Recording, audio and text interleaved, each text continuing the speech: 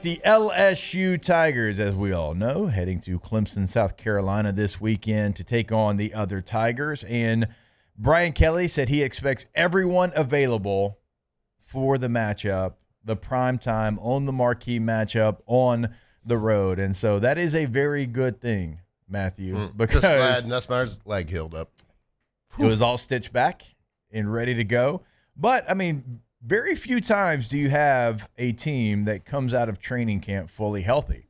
So this is a big deal. And you've got a lot of positions that have depth, but you have some that don't have depth. And so the fact that you are right now fully healthy, ready to, running back comes to mind, because right now JT Lindsey not with the team, because you've only got 3 scholarship running backs, and you got a Juwan Johnson who can kind of play it a little bit. He's kind of a wild card. He's going to play some wildcat quarterback and kind of line up all over the place. But I'm just sitting here thinking, what if one of those backs would have got hurt?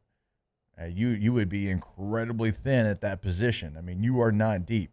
You've got Caden Durham, you've got Caleb Jackson, and you've got Barry as a true freshman right now as true running backs on this team. And so, if you would have gone into camp and all of a sudden, Caleb Jackson pulls a hamstring, you would have had 2 scholarship running backs. And so this is good news for LSU that they are going to go on this road trip fully healthy.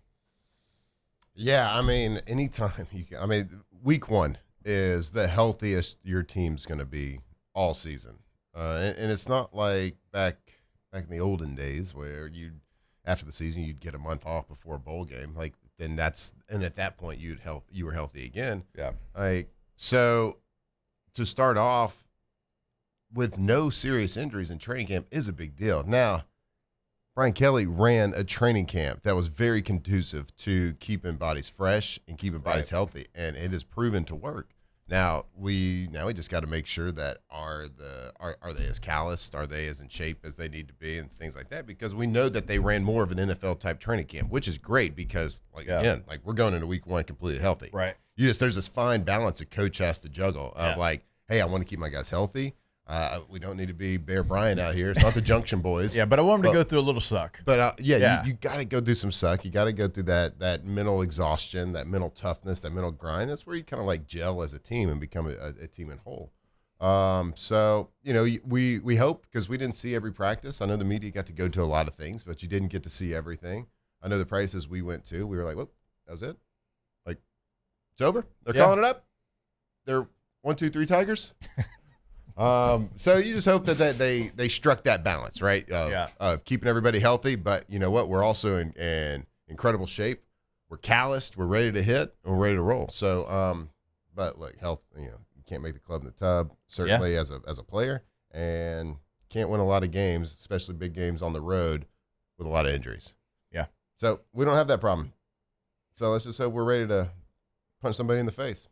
So one of the things that certainly grabbed headlines from Brian Kelly yesterday was talking about that they anticipate playing more than just 5 offensive linemen. He said you'll see at least 6 or 7, could be as many as 8 offensive linemen playing for us. Now, Clemson is in kind of the same situation. You're not going to just see 5 offensive linemen for Clemson. They are going to rotate multiple. It could be 6 or 7 for them as well. So it's a little bit out of the norm. Every other position, you rotate. Offensive line, typically, obviously quarterback, you don't really want to rotate, but every other position group you'll see, typically your 5 guys are your 5 guys, but LSU is going to roll multiple players through. Yeah, I mean, there's probably not a lot of games where only 5 offensive linemen play. I don't know if I could ever recall a game in college or NFL where it's just 5. Something happens, a chin strap breaks, a guy has to get his ankle retaped, or got to get his knee brace adjusted. Something happens where a guy's where they're out. Yeah, and there's a lot of injuries, a lot of nicks and bruises and things like that for offensive linemen during a game. They got to go. Things happen. Yeah. Now to go in with the plan of playing 8 is different, because now that there is you got your starting 5, but you also got guys that are positions may not be up in the air, but you still want to rotate guys in. I don't see this being a situation of we just want to keep fresh bodies. That's not like a defensive line, because you want that continuity from an offensive lineman. It's a lot different than the defensive line. So I don't really know what the strategy is here by saying they're going to play 8. Yeah. I don't know how you do that rotation. Because like you said, it's not a wide receiver room. We're not keeping legs fresh. We're not keeping bodies fresh. And let's call it like it is too. You're going against 2 All-American defensive linemen as well. Like it's going to be the matchup that decides the game. Yeah. It seems to me by saying that going into a game that the offensive line isn't completely solidified at who that final 5 is going to be for the entirety of the season if they had their pick. Now, I might be completely wrong on that. They might just be looking at the stats and be like, hey, on an average, for the last 3 years, we play about 7 or 8 linemen a game. Just like that many people get in the game at some point because of those things I just discussed, because of a guy having to sit out a drive just randomly. That's the average amount of offensive linemen that play. I don't know, but they're all healthy. I know that.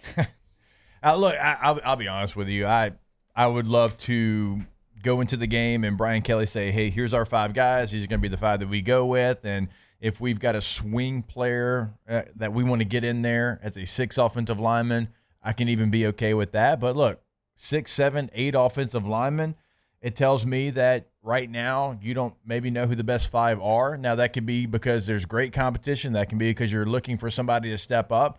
And look, it is going to be the story of the game. How does whoever's in there at offensive line for LSU handle the Clemson defensive front?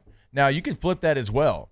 Like, don't think Clemson doesn't have issues on the offensive line either, right? The offensive lines in this game both are a lot of new. And Clemson, they've got some guys that have played, but some are dealing with injury. Some just haven't been consistent in their career. And now you've got a revamped LSU defensive line. Whoever wins that battle, I truly believe is going to win the game. Battle in the trenches, huh? I mean, as much talent as we have at receiver, I'm talking about in this game. I'm not just talking about LSU. I'm talking about in this game, you've got 2 of the best receiver rooms in the country. You have, in my opinion, the 2 best quarterbacks in the country in this game. But it's still all going to come back to who wins the line of scrimmage, who can protect their quarterback, who can create those running lanes. Clemson's moving the receiver to the running back. Like, their starting running back is going to be a former receiver. This is going to be his first ever game to start at running back. And so, like, who wins that battle, it's going to be the person and the team that's victorious.